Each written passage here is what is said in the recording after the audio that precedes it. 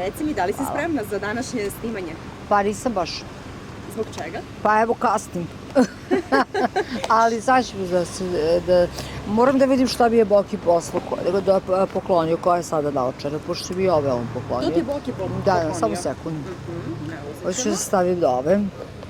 Kaži mi, u kakvim si odnosima sa Bokijem? Evo sada sam spremna.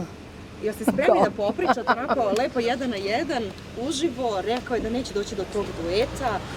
Da, Boki je jako ljut na tebe. Rekao je da Rale ne dozvoljava da snimite duet. Pa šta onda na mene, da Rale to neka bude ljut?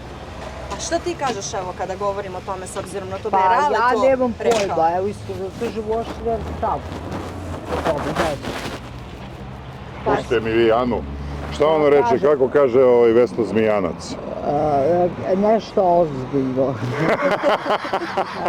Sada u ozbiljnom smislu, da ne ponavljam. Šta ima Saša što nemaju drugi? Pa čuli ste, to je viralno. Da.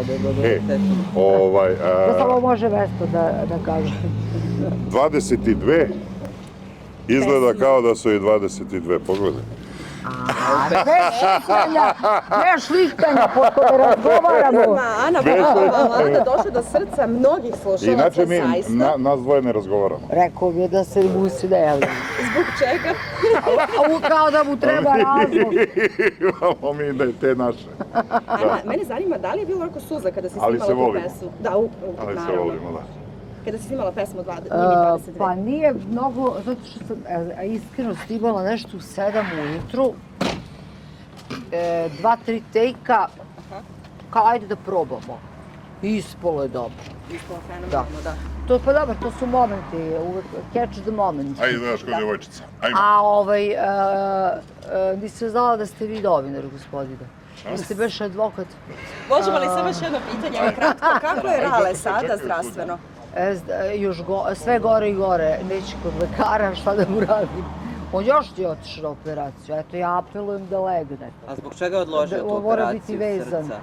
Pa zato što nema to što treba. A ne, možemo da vidimo taj verenički prsten. Verenički prsten? Da, ekskluzivno da pogledamo. Pa ja sam kraljica, gospodarica prstenova. Pa sad da vidimo od koga koji beše. Jel ti taj najdraži? Vidio ovaj beše, najnovija. Hvala. A možda imam i novog verenička.